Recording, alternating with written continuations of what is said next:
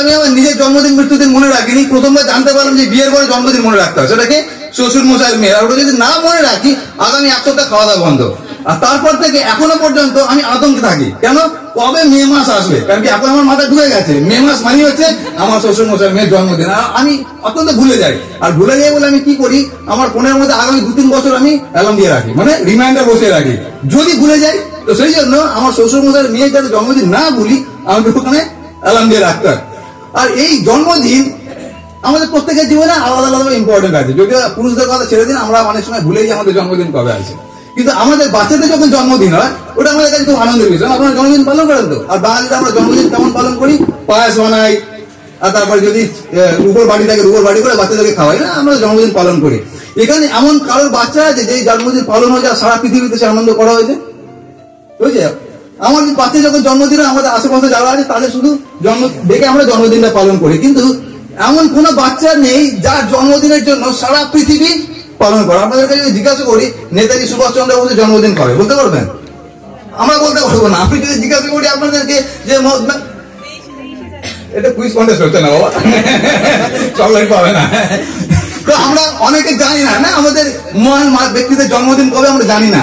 কিন্তু আপনারা ভাবুন, আমরা কলকাতা থেকে আর যারা বাকিরা আছে তালদি আপনারা জানেন তো, সাউথ 24 পরগনা, ওখান থেকে আমার বাড়ি হচ্ছে 65 কিলোমিটার, আর আমার বাড়ি থেকে এটা হচ্ছে 50 কিলোমিটার। তার মানে প্রায় 120 কিলোমিটার দূর থেকে তালদি থেকে এখানে লোক আসবেন আপনাদের সঙ্গে সহভাগিতা করার জন্য, বড়দিন মানে যীশু খ্রিস্টের জন্মদিন উদযাপন করার জন্য। আমরা কি পাগল আছি এই ঠান্ডার মধ্যে? কোথায় বেথলেহেমের গোয়াল ঘর, আপনারা শুনেছেন কোনোদিন? বেথলেহেম বলে একটা জায়গা আছে, জিহুদি জাতি কোনোদিন শুনেছেন? বাঙালি শুনেছেন, বিহারি শুনেছেন, জিহুদি শুনেছেন? জিহুদি জাতির কোন একটা ফ্যামিলিতে একটা বাচ্চা ছেলে জন্মগ্রহণ করলো আজ থেকে 2000 বছর আগে, আর আমাদের আজকে পাগল কুকুরে কামড়েছে, আমরা এখানে বসে তার জন্মদিন পালন করছি। কারণটা কি? কারণ তো নিশ্চয়ই আছে। তো সেই জন্য আজকে আমরা দেখবো যে কেন আমরা এই বাচ্চাটার জন্মদিন পালন করছি। আর যে নামটা আমরা বারবার বলছি যিশু, যিশু হচ্ছে সাধারণ নাম, যেমন আমাদের যে সমাজ আছে না রোহিত, অনেকে আছে রোহিত, না? তো তখনকার দিনে যিশু মানে অনেক কমন নাম আছে, অনেকের নাম আছে। সুতরাং এইরকম একটা বাচ্চা যার নাম হচ্ছে যিশু, আর তিনি জন্মগ্রহণ করলেন, আর এখনো পর্যন্ত আমরা তার জন্মদিনটাকে পালন করে যাচ্ছি। শুধু আমরা না, আপনারা যদি দেখেন ডিসেম্বর মাসে সারা পৃথিবীতে প্রত্যেকটা মানুষ যিশুর জন্মদিন পালন করছে। কারণটা কি? বিভিন্ন কারণ তো আছে। তো বাইবেলে একটা কথা লেখা আছে, আমি আপনাদের কাছে পড়বো, যেটা আজকে একদম শুরুতে পড়া হয়েছিল। ওটা লেখা আছে লুক লিখিত সুসমাচার। লুক মনে হচ্ছে একটা বই। লুক একজন ডাক্তার ছিলেন, আর ডাক্তারবাবু এই বইটা লিখেছিলেন যিশু সম্পর্কে। তো ডাক্তারবাবু যে বইটা লিখেছিলেন তিনি বলেছিলেন এইরকম ভাবে, লুক 2 অধ্যায় আর 10-11 পদে তিনি বলেছেন, তখন দূত তাহাদিগকে কহিলেন, ভয় করিও না, কেননা দেখো আমি তোমাদিগকে মহা আনন্দের সুসমাচার জানাইতেছি, সেই আনন্দ সমুদায় লোকেরই হইবে, কারণ অদ্য দাউদের নগরে তোমাদের জন্য ত্রাণকর্তা জন্মিয়া আছেন, তিনি খ্রিস্ট প্রভু। তো ডাক্তারবাবু জানাচ্ছেন যে কাদেরকে জানাচ্ছেন, সেটা হচ্ছে মেষ পালকদেরকে জানাচ্ছেন যে তোমাদের মহা আনন্দের খবর শোনাচ্ছি। মহা আনন্দ আপনারা বুঝেন তো? একটা হয় আনন্দ আর একটা হয় মহা আনন্দ। আনন্দ আর মহা আনন্দের মধ্যে পার্থক্য আপনারা মোটামুটি সবাই জানেন, তাই তো? এখন একটা ছেলের জন্ম হলো, তার মায়ের নাম মরিয়ম, বাবার নাম জোসেফ। আমাদের সঙ্গে তার কি সম্পর্ক আছে? আপনার সঙ্গে সম্পর্ক আছে? আমার সঙ্গে কোনো সম্পর্ক ছিল না। কারণ আমরা এখানে কেন সেই বাচ্চারা জন্মদিন পালন করছি? আর এখানে ডাক্তারবাবু বলছেন ওটা আমাদের কাছে মহা আনন্দের খবর। কিসের জন্য মহা আনন্দের খবর? আমাদের কাছে মহা আনন্দের খবর এখন এটাই হতে পারে, সেটা কি আমাদেরকে এখন যদি বলে আপনারা বাড়িতে যেতে পারেন তাহলে লেপে তলা ঘুমাতে পারেন, ওটা আমাদের কাছে আনন্দ দিলাম না। আজকে ঠান্ডাটা অনেক বেশি আছে, কিন্তু যিশুর জন্ম কেন আমাদের কাছে বড় আনন্দের দিন? একটা লোকের শাস্তি হলো, শাস্তিটা কি? সেটা যেটা খুন করেছে, আর খুন করার পর তাকে শাস্তি দেওয়া হলো। কি শাস্তি? সেটা তাকে বলা হলো তুমি যাবজ্জীবন জেলে থাকবে, আর তাকে যাবজ্জীবন জেলে ঢুকিয়ে রাখা হলো। আর আপনারা জানেন তো যাবজ্জীবন জেল মানে সারা জীবন তাকে জেলের মধ্যে থাকতে হবে। আর যখন সে জেল হলো তখন তার বন্ধুদের খুব খারাপ লাগলো যে আমাদের বন্ধু জেল হয়ে গেছে। তখন তার একটা বন্ধু খুব ধনী ছিল, সে তখন জেলে দেখা করতে গেল, আর জেলে দেখা করতে গিয়ে তার হাতে একটা চাবি দিল। চাবি দিয়ে বলছে, বন্ধু তোর অনেক শখ ছিল যে কলকাতায় তোর জন্য একটা গাড়ি হয়, তোর জন্য আমি একটা গাড়ি এনেছি, এনে চাবিটা তোকে দিলাম। লোকটা আনন্দ পাবে কি পাবে না? আনন্দ পাবে। গাড়িটা জেলে যাবে নাকি? ও তো যাবজ্জীবন জেল হয়ে গেছে। ওই জন্য মন দিয়ে শুনবেন আমার কথা, একটা কথা 2-3টা মানে হতে পারে। তো তারপরে আরেকটা বন্ধু আসলেন, আরেকটা বন্ধু এসে কি করলেন, বলছে বাবা তোর অনেক শখ ছিল কলকাতা শহরে একটা যাতে তোর ফ্ল্যাট হয়, তোকে একটা চাবি দিচ্ছি, এটা তোর ফ্ল্যাটের চাবি আছে বলে তাকে চাবি দিয়েছে। আনন্দ পাবে? তার কারণ ঘরে থাকবে এটাকে, তাই না? তোমাদেরকে তো ওখানে যেতে দেবে না। তো তো ওরা থাকবেটা কি, সুতরাং আনন্দ করতে পারবে না। তাহলে ওর না তো বাড়ির দরকার আছে, না ওর গাড়ির দরকার আছে। তারপরে ওর আরেকটা বন্ধু আসলো, এসে বললো তুই চিন্তা করিস না, যদিও তোকে যাবজ্জীবন জেল দিয়েছে, কিন্তু আমি অলরেডি কথা বলে নিয়েছি, আগামীকাল তোকে ছেড়ে দেবে। এটা তার কাছে কত আনন্দের হবে, মহা আনন্দ। তার মানে তার কাছে যেটা সব থেকে বেশি আনন্দের বিষয় ছিল না তো বাড়ি না তো গাড়ি, কি আনন্দের বিষয় ছিল সেটা হচ্ছে আমাকে এখান থেকে মুক্ত করো। আপনার এবং আমার কাছে আজ থেকে 2000 বছর আগে যে বাচ্চাটা জন্মেছিল, জন্মানোর কারণ এটাই ছিল, সেটা কি আপনাকে এবং আমাকে যেন জেল থেকে বের করতে পারে। এখন আপনাদের প্রশ্ন হতে পারে, আরে আমরা তো দ্বীপাদের ছাদে বসে আছি, জেল কোথায় বসে আছে? সুতরাং আমরা তো বন্দি অবস্থায় নেই, সুতরাং আমাদের কাছে এটা কেন আনন্দের খবর? আসলে না, বাইবেল একটা কথা লেখা আছে, আর কথাটা এরকম ভাবে লেখা আছে, রোমিও 3:23 পদে লেখা আছে, কি লেখা আছে? সকলেই পাপ করিয়াছে এবং ঈশ্বরের গৌরবহীন হয়েছে। মনে হচ্ছে সকল আমরা এখানে যতজন বসে আছি না, এখানে বলা হচ্ছে আমরা সবাই পাপ করেছি। আমি যদি আপনাদেরকে বলি আপনারা পাপ করেছেন, আমার টাকা একটা চুল থাকবে না। তার কারণ আমরা কেউ নিজেকে বলবো না আমরা পাপি, বিশেষ করে যারা বাচ্চারা বসে আছে। আমি বলতে পারবো বাচ্চারা পাপি, কিন্তু বাইবেল আমাদেরকে বলে কি পৃথিবীর প্রত্যেকটা মানুষ পাপ করেছে। কেন পাপ করেছে তার পিছনে একটা কারণ আছে, সেটা অনেক বড় ঘটনা, ছোট করে বলছি। কারণটা কি, সেটা হচ্ছে দেখবেন আপনারা জানুন বা না জানুন, মানুন বা না মানুন, আমাদের প্রত্যেকের জন্য, সেটা আমি খ্রিস্টান হই, হিন্দু হই, মুসলিম হই, প্রত্যেকের জন্য আমাদের একটা আদি বাবা এবং মা আছে, তার নাম আদম এবং হওয়া। তোমরা শুনেছো কোনোদিন আদম হওয়ার নাম? প্রথম পুরুষ হচ্ছে আদম আর প্রথম নারী হচ্ছে হওয়া।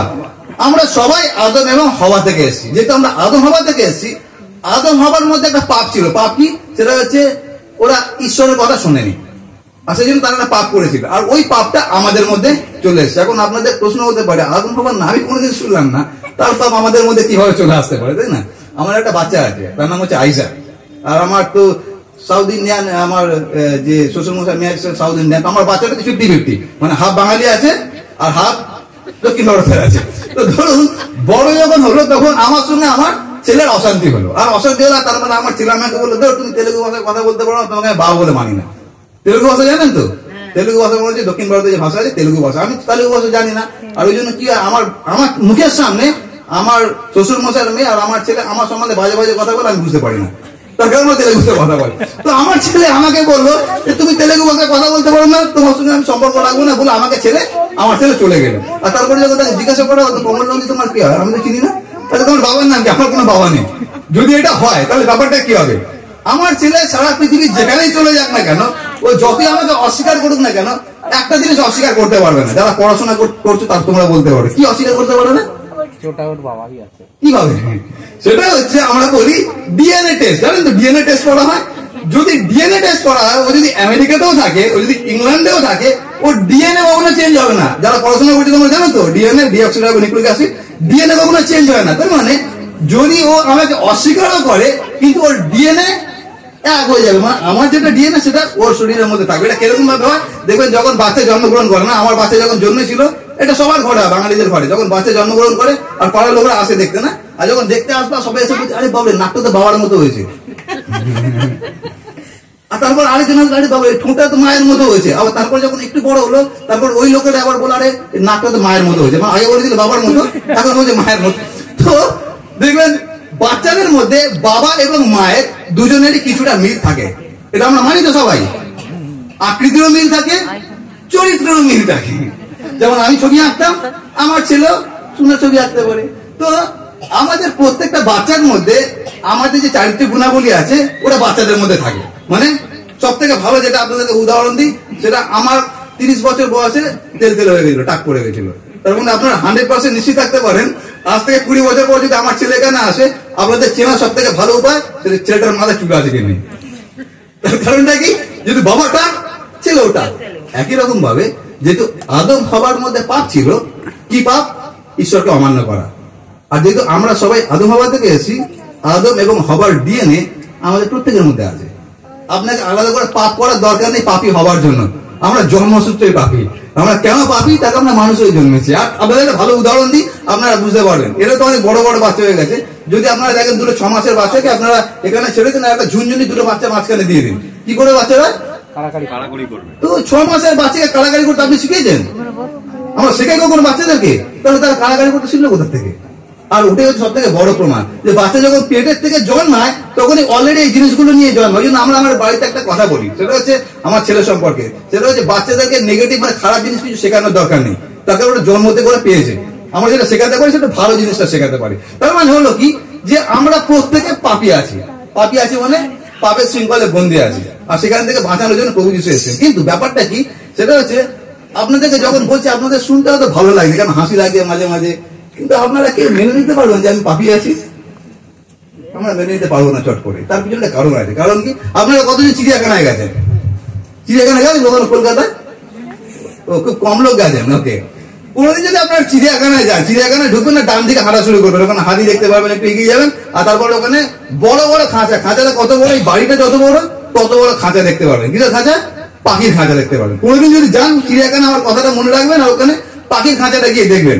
আর পাখির খাঁচাটা, এই বাড়িটা যত বড় তার থেকে বড় বড় পাখির খাঁচা ওখানে আছে। আর ওখানে যে পাখিগুলো আছে দেখবেন খাঁচার মধ্যেই গাছ রাখা আছে, খাঁচার মধ্যে একটা ছোট পুকুর করে দেওয়া আছে, খাঁচার মধ্যে খাবারের ব্যবস্থা করা আছে, সব খাঁচার মধ্যে আছে। আর যে পাখিগুলো আছে, পাখিগুলোর বিয়ে ওখানেই হয়, বাচ্চা কাচ্চা ওখানেই হয়, পড়াশোনা ওখানেই করে, বাচ্চাগুলো উঠতে ওখানেই শেখে, আবার ওখানেই মারা যায়। মানে পাখিদের জন্ম হচ্ছে খাঁচাতে, বড় হচ্ছে খাঁচাতে, উঁচে শিখতে খাঁচাতে, আবার মরছে কোথায়? খাঁচাতে। ওই পাখিগুলোকে যদি গিয়ে জিজ্ঞাসা করেন, ভাই তোমরা জানো তোমরা আকাশে উঠতে পারো? ওরা জানে না। তার কারণটা কি? তার কারণ তাদের কোনোদিন খোলা আকাশের নিচে জন্ম হয়নি, খোলা আকাশের নিচে কোনোদিন ওড়েনি। ওরা জানে কি ওদের জীবনটা হচ্ছে ওটাই জীবন, সেটা কি? খাঁচার মধ্যেই ওদের জীবন। ওদেরকে যদি বাইরে ছেড়েও দেন তাহলে দেখবেন ওরা বাইরে আকাশে উঠতে পারবে না, তার কারণ তারা অভ্যস্ত নয়। আমাদের পরিস্থিতি একই রকম আছে। আমরা খাঁচার মধ্যে থেকে থেকে আমাদের পরিস্থিতি এরকম হয়ে গেছে, আমাদেরকে যদি বাইরে রাখা হয় আমরা বুঝতে পারবো না বাইরে কিভাবে জীবনযাপন করতে হয়। তার কারণ আমরা পাপের খাঁচার মধ্যে থেকে থেকে আমরা ওরকম ভাবেই তৈরি হয়ে গেছি। একটা ছোট উদাহরণ দিই, সেটা হচ্ছে আমি যদি আপনাদের জিজ্ঞাসা করি আজকে সকাল থেকে এখনো পর্যন্ত আমাদের মধ্যে এমন হাত তুলবেন না, এমন একজনও আছে যে একটা মিথ্যা কথা বলিনি? আমরা যদি ভেবে দেখি একজনও পাবো না যে সকাল থেকে একটা মিথ্যা কথা আমরা বলিনি। কেন? মিথ্যা কথা বলছি অথচ কিন্তু মাথায় আসলে মিথ্যা কথা বলছি, লোককে আমি ঠকাচ্ছি কিন্তু আমার মাথা আসলে ঠকাচ্ছি। তার কারণটা কি? তার কারণ আমরা খাঁচার মধ্যে থেকে থেকে খাঁচার মধ্যে অভ্যস্ত হয়ে গেছি। মানে বন্দির জীবনটাই আমাদের কাছে মনে হচ্ছে এটাই সঠিক জীবন, আর ওটাই হচ্ছে আমাদের কাছে সব থেকে বড় বিষয়। তো সেই জন্য যখন ডাক্তারবাবু বলেছিলেন, স্বর্গদূত যখন বলেছিলেন যে তোমাদের একটা মহা আনন্দের খবর শোনাচ্ছি, সেই মহা আনন্দের খবর 2000 বছর আগে যেরকম ছিল আজকেও আপনার আমার জন্য একই রকম ভাবে প্রযোজ্য। সেটা কি? আপনাকে এবং আমাকে ঈশ্বর পাপের থেকে মুক্তি করার জন্য পৃথিবীতে এসেছেন। আর সেই জন্য এটা হচ্ছে মহা আনন্দের সুসমাচার। কিন্তু উঠতে শুরু করলাম, এর আগে আমি কোথায় উঠতাম? খাঁচার মধ্যে উঠতাম। কিন্তু যেদিনকে যিশুকে জানলাম সেদিনকে আমি আকাশে উঠতে শুরু করলাম। ওইটাই ছিল আমার কাছে সেদিনকে বড় দিন, যেদিনকে আমি প্রথমবার আকাশে উড়েছিলাম, মানে পাপের শৃঙ্খল থেকে বেরিয়ে এসেছিলাম। আজকে আমরা এতজন এসেছি, এত কিছু করেছি, আমাদের উদ্দেশ্য একটাই। উদ্দেশ্যটা কি? সেটা হচ্ছে এই আপনারা যেন আকাশে ওড়েন, মানে যেই শৃঙ্খলের মধ্যে আমরা আটকে আছি সেই শৃঙ্খল থেকে যেন আমরা বেরিয়ে আকাশে উঠতে পারি। আর ওটাই হচ্ছে আমাদের কাছে বড় দিন। আমি একটা ছোট্ট গল্প বলবো, আর এই গল্প বলে আমি শেষ করবো, আমার 8 ঘন্টা অলরেডি হয়ে গেছে। গল্প হচ্ছে এরকম, মন দিয়ে শুনবেন, আমার সব কথা যদি ভুলে যান অসুবিধা নেই, কিন্তু এই গল্পটাকে মাথা রাখবেন। আমি যদি আবার 5 বছর পরে এখানে আসি এটা আমি জিজ্ঞাসা করবো আপনাদেরকে, ঠিক আছে?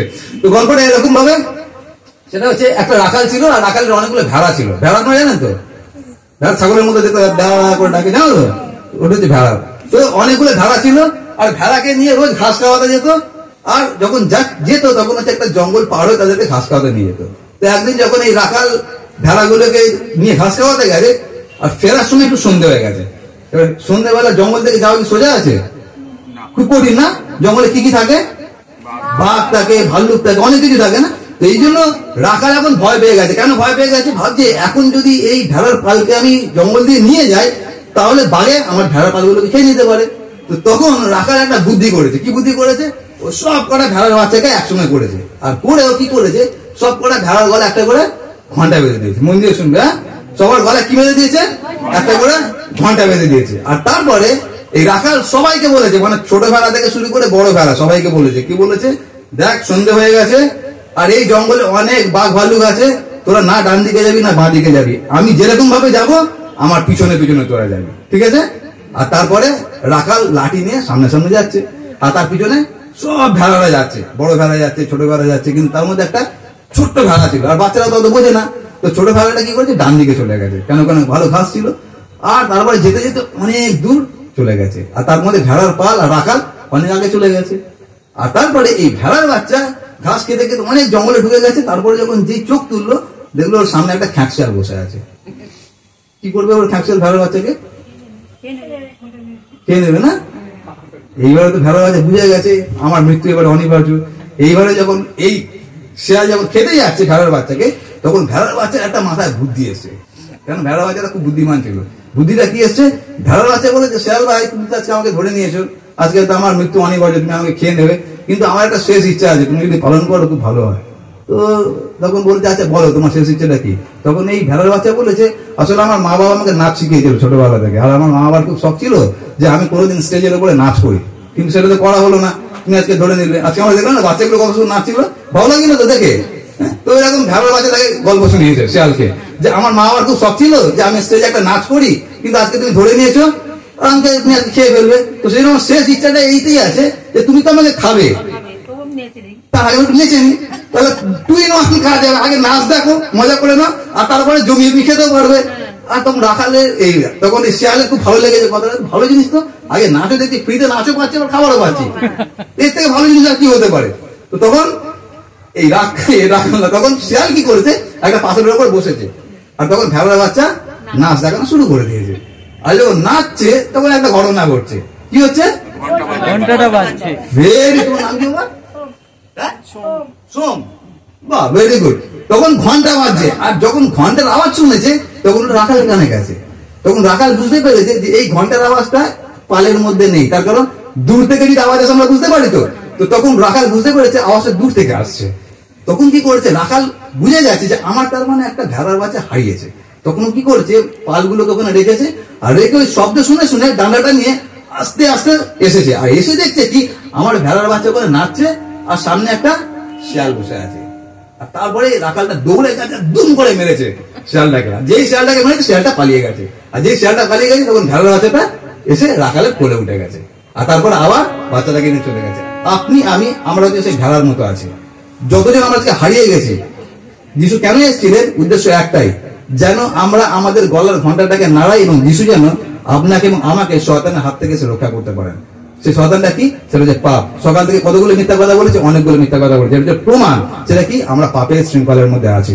আর সেই রাখাল কে আছে? তার নাম হচ্ছে যীশু খ্রিস্ট। আর সেই জন্য এই একটা ছোট্ট বাচ্চার জন্মদিন সারা পৃথিবী পালন করছে। তার পিছনে কারণ এইটাই যে এই ছোট বাচ্চাটা এ কোনো একটা জাতির বাচ্চা ছিল না, এই বাচ্চাটা ছিল সারা পৃথিবীর একমাত্র রাখাল, যেন আমাদেরকে তিনি রক্ষা করতে পারেন। আর আমাদের একটা খুব সুন্দর গান আছে, গানটা আপনারা শুনে রাখুন, এটা ভালো লাগবে। সেটা হচ্ছে এরকম, আমার রাখাল প্রভু ঘুমানায় আমার, আর কিসের ভাবনা, আমার রাখাল প্রভু ঘুমানায় আমার, আর কিসের ভাবনা, যিনি নিজ রক্তে কিনিয়াছে রে, যিনি নিজ রক্তে কিনিয়াছে রে, তারে কখনো ছাড়িব না, তারে কখনো ছাড়িব না আমার, আর কিসের ভাবনা, আমার রাখাল প্রভু ঘুমানায় আমার, আর কিসের ভাবনা। অনেক বড় করে ছোট করে গাইলাম। এখন আপনাদের কাছে প্রশ্ন হতে পারে, সেটা হচ্ছে রাখাল জন্মেছিলেন 2000 বছর আগে, তারপরে মারা গেছেন, তাহলে এখন আমাদের দেশে রাখাল কিভাবে বাঁচাতে পারে? আর ওটাই হচ্ছে সব থেকে বড় আনন্দের খবর। আনন্দের খবরটা কি? রাখাল জন্মেছিলেন আজ থেকে 2000 বছর আগে, তার নাম যীশু খ্রিস্ট। কেন জন্মেছিলেন? যাতে আপনার আমার জন্য মরতে পারে। ওই জন্য আমরা ছবিতে দেখি কি যীশু ঝুলে আছে, কেন? আপনার জন্য মরেছিলেন। কিন্তু ওখানে শেষ কথা ছিল না, তারপর তৃতীয় দিনে তিনি আবার বেঁচে উঠেছিলেন, আর তারপরে বলেছিলেন যুগান্ত পর্যন্ত প্রত্যেকটা দিন আমি তোমাদের সঙ্গে সঙ্গে আছি, কখনো ছাড়বো না, কখনো পরিত্যাগ করবো না। কেন? যাতে তোমাকে খ্যাকশিয়ালের হাত থেকে আমি রক্ষা করতে পারি। আজ আমরা প্রার্থনা করি। মঙ্গলময় স্বর্গস্থ পিতা ঈশ্বর, বাইরিগণের সদা প্রভু, তোমাকে ধন্যবাদ দিই তোমার বিশ্বস্ততা, তোমার অনুগ্রহের জন্য। তোমাকে ধন্যবাদ এই সুন্দর সময়ের জন্য এসো পিতা, যেখানে তুমি এত দূরে বৈধ বাড়িতে আমাদের এই কয়েকজনকে একত্রিত করেছো। আর বিশেষ করে তোমাকে ধন্যবাদ এই গ্রামের প্রত্যেকটা দাদা দিদি এবং বাচ্চাদেরকে, যাদেরকে তুমি মনোনীত করেছো জগৎ পতনের পূর্বে, যে 2025 সালে 9 ডিসেম্বর যে অনুষ্ঠানটা ঘটবে, সেখানে তোমার এই ছেলে মেয়েদেরকে তুমি নির্বাচন করে রেখেছিলে যে তারা এখানে আসবে, তোমার জন্মদিনের সুসমাচার শুনবে। তোমাকে ধন্যবাদ এসো পিতা, তুমি তাদের কানের মধ্যে তোমার সেই সুসমাচার প্রবেশ করিয়েছো, যেটা স্বর্গদূত বলেছিল মহা আনন্দের সুসমাচার তোমাদেরকে জানাচ্ছি। তুমি সেই মহা আনন্দের সুসমাচার আজকে এই গ্রামের প্রত্যেকটা মানুষকে, বিশেষ করে যারা আজকে এখানে উপস্থিত হয়েছে, তাদেরকে শোনানোর জন্য তুমি এত বড় পরিকল্পনা করেছিলে। তোমার কাছে প্রার্থনা করে এসো পিতা, তোমার এই প্রত্যেক ছেলে মেয়ে যেন জানতে পারে যে প্রভু যীশু খ্রিস্ট তুমি জিউরীদের ঈশ্বর নও, তুমি কোনো একটা জাতির ঈশ্বর নও, কিন্তু তুমি একজন সমগ্র জাতির ঈশ্বর। তুমি পৃথিবীতে এসেছিলে আমাদের রাখাল হওয়ার জন্য, যেন আমাদেরকে শত্রুর হাত থেকে, যেন আমাদেরকে খ্যাকশিয়ালের হাত থেকে, বাঘের হাত থেকে, সিংহের হাত থেকে যেন রক্ষা করতে পারো। তুমি আমাদেরকে সাহায্য করো, বিশেষ করে যারা আজকে প্রথমবার শুনলো তাদেরকে এটা বুঝতে সাহায্য করো ঈশ্বর পিতা, যে তুমি খ্রিস্টানদের ঈশ্বর নও, কিন্তু তুমি জগতের ঈশ্বর, যেরকম তোমার বাক্যে লেখা আছে। কারণ ঈশ্বর জগৎকে এমন প্রেম করলেন যে আপনার একজাত পুত্রকে দান করলেন, যেন যে কেউ তাকে বিশ্বাস করে সে বিনষ্ট না হয়, কিন্তু অনন্ত জীবন পায়। প্রভু যীশু তোমাকে ধন্যবাদ দিই যে তুমি সমগ্র জগৎকে ভালোবেসেছিলে। আমরা জাতিতে যাই হই না কেন, আমরা ধর্মে যাই হই না কেন, কিন্তু তুমি আমাদের প্রত্যেকে ভালোবেসেছো এবং আমাদের প্রত্যেকের জন্য তুমি সর্বজনীন পৃথিবীতে এসেছিলে। আর এসেছিলে তার কারণটা একটা, যেন আমাদের জন্য মরতে পারো। তুমি আমাদের জন্য মরেছিলে, আমাদের জন্য কবরে গিয়েছিলে, কিন্তু সেখানে শেষ নয়, তুমি আবার তৃতীয় দিনে আমাদের জন্য বেঁচে উঠেছিলে। আর সেজন্য তুমি একমাত্র আমাদেরকে প্রতিকার করতে পারো যে সারাটা জীবন তুমি আমাদের সঙ্গে সঙ্গে থাকবে, তার কারণ তুমি মৃত্যুকে জয় করেছো। সেটা তোমাকে ধন্যবাদ ঈশ্বর পিতা তোমার সুসমাচারের জন্য। এখন এই গ্রামের প্রত্যেকটা মানুষকে তোমার হাতে সমর্পণ করি, যেগুলো তোমার বাক্যে লেখা আছে, দেখো আমি দাঁড়িয়ে আছি এবং দরজা আঘাত করছি, যেগুলো তাদের হৃদয় খুলে দেয় আমার জন্য, তাদের হৃদয় আমি প্রবেশ করবো। পিতা এখানে যতজন আছে তুমি তাদের হৃদয় আঘাত করছো, তারা প্রত্যেকে যেন তাদের হৃদয়কে তোমার জন্য খুলে দিতে পারে। যেরকম ভাবে তুমি আমাকে পরিত্রাণ দিয়েছিলে, স্বাধীনতা দিয়েছিলে, পাপের শৃঙ্খল থেকে উদ্ধার করেছিলে, আজকে এই সন্ধ্যেবেলায় এই গ্রামের প্রত্যেকটা মানুষকে, বিশেষত আজকে যারা এখানে উপস্থিত হয়েছে ছোট থেকে বড়, তাদের প্রত্যেকে সেই পাপের শৃঙ্খল থেকে তুমি মুক্ত করো। তারা প্রত্যেকে যেন জানতে পারে বড়দিন আসলে মানেটা কি, বড়দিনের আনন্দ আসলে বিষয়টা কি। তোমার চলতলে তাদের প্রত্যেকের জীবনকে রাখি এবং আমাদেরকেও তুমি আশীর্বাদ করো এবং তোমার গৌরবার্থে তুমি আমাদেরকে ব্যবহার করো। প্রার্থনা প্রভু যিশুর নামে চাই, আমিন।